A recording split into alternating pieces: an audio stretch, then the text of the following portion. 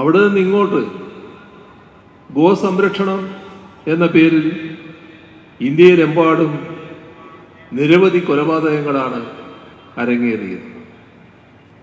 ഇതിനെക്കുറിച്ച് സംസാരിക്കാനോ ഈ കൊലപാതകങ്ങളെ അപലപിക്കാനോ ആ കൊലപാതകങ്ങൾക്കെതിരെ ആവശ്യമായ നിയമ നടപടികൾ ഉറപ്പുവരുത്താനോ ഉത്തരവാദപ്പെട്ട സ്ഥാനങ്ങളിലിരിക്കുന്ന ആളുകൾ തയ്യാറാകുന്നില്ല. കഴിഞ്ഞ 10 വർഷം കൊണ്ട് 60ഓളം കൊലപാതകങ്ങൾ, 300-ലധികം ആക്രമണങ്ങൾ ഈ ഗോസംരക്ഷണത്തിൻ്റെ പേരിൽ രാജ്യത്ത് നടന്നിട്ടുണ്ട്. കണക്കുകൾ പറയുന്നത് 2018 സുപ്രീം കോടതി ഇക്കാര്യത്തിൽ അടിയന്തര ഇടപെടലുകൾ നടത്തി.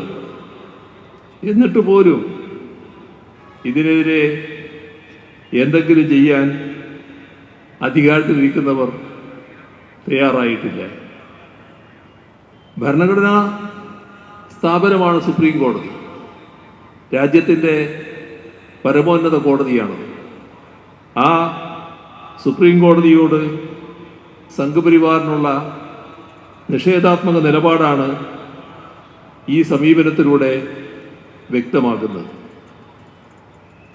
ഇപ്പോഴത്തെ കേന്ദ്ര സർക്കാർ അധികാരത്തിൽ വന്ന് അധികം താമസിയാതെ തന്നെ വഖഫ് നിയമ ഭേദഗതി ബില്ലുമായി വന്നത് എങ്ങോട്ടാണ് പോക്ക് എന്നുള്ളതിൻ്റെ സൂചനയായി തന്നെ കാണാവുന്നതാണ്. ഇപ്പോൾ മദ്രസകളെയും ലക്ഷ്യം വെച്ചിരിക്കുന്നു.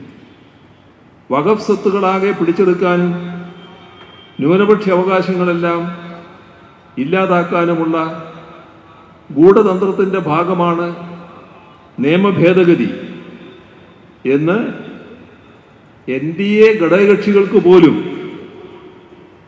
പറയേണ്ടി വന്നു. അതിനെതിരെ അവർക്ക് രംഗത്തും വരേണ്ടി വന്നു. അങ്ങനെയാണ് ആ ബിൽ പാർലമെന്ററി സമിതിക്ക് വിട്ടത്. സംഘപരിവാറിൻ്റെ ന്യൂനപക്ഷ വിരുദ്ധത ചിലർ കാണുന്നത് മുസ്ലിം ജനവിഭാഗങ്ങളെ മാത്രമേ ബാധിക്കൂ എന്നാണ്.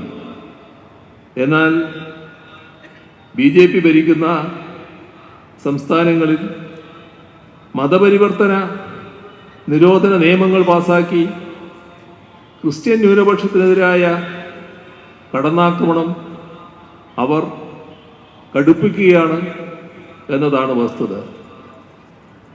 1 വർഷത്തിലധികമായി, എന്നിട്ടും മണിപ്പൂരിലെ കലാപം ഇപ്പോഴും കെട്ടടങ്ങിയിട്ടില്ല. അതിനെ കൂടുതൽ ആളിക്കത്തിക്കാനാണ് വർഗീയ ശക്തികൾ ശ്രമിക്കുന്നത്. ഈ ഒരു സാഹചര്യത്തിൽ ഇഷ്ടമുള്ള മതത്തിൽ വിശ്വസിക്കാനുള്ള സ്വാതന്ത്ര്യം രാജ്യത്ത് എല്ലാവർക്കുമുണ്ട് എന്ന് പറഞ്ഞാൽ വിശ്വസിച്ചതിൻ്റെ പേരിൽ ആക്രമിക്കപ്പെടുന്നവർക്കെങ്കിലും അത് അംഗീകരിക്കാൻ കഴിയുമോ? അതുമാത്രമല്ല, ന്യൂനപക്ഷങ്ങളുടെ ആരാധനാലയങ്ങൾക്ക് നേരെയും ആക്രമണങ്ങൾ ഉണ്ടാവുക കൂടിയാണ്.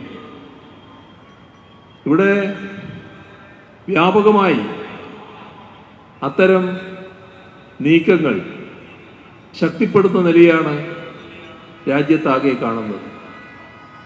ഇതിൻ്റെ ഭാഗമായി രാജ്യത്താകെ ഉയർന്നു വന്നിട്ടുള്ളത് അതിരൂക്ഷമായ അസ്വസ്ഥതയാണ്. വലിയ തോതിലുള്ള ആശങ്ക സ്വാഭാവികമായും ഉയർന്നു വന്നിരിക്കുന്നു. അയോധ്യയിൽ രാമക്ഷേത്രം ഉയർന്നപ്പോൾ ഇടതുപക്ഷം ചൂണ്ടിക്കാട്ടിയൊരു കാര്യമുണ്ട്. രാജ്യത്താകമാനം സംഘപരിവാർ സൃഷ്ടിച്ചിട്ടുള്ള വർഗീയ അതിക്രമങ്ങളുടെ ബീഭത്സ രൂപം ഇനി വരാനിരിക്കുന്നു എന്നതാണ്.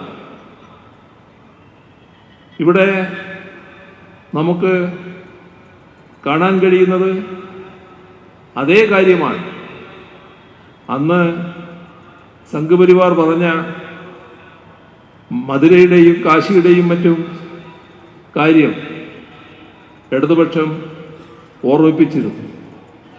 അയോധ്യ കൊണ്ട് ഒന്നും അവസാനിക്കാൻ പോകുന്നില്ല എന്നും രാജ്യത്താകമാനം ന്യൂനപക്ഷങ്ങൾക്കെതിരെ ആക്രമണം ഉണ്ടാകാൻ പോകുന്നുവെന്നാണ് ആ ഘട്ടത്തിൽ സംഘപരിവാർ ഉയർത്തിയ മുദ്രാവാക്യം വ്യക്തമാക്കുന്നത്. അയോധ്യ തോ ബസ് ജാൻകി ഹേ, കാശി മധുര അഭി ബാക്കി ഹേ, ഇതായിരുന്നു ആ മുദ്രാവാക്യം.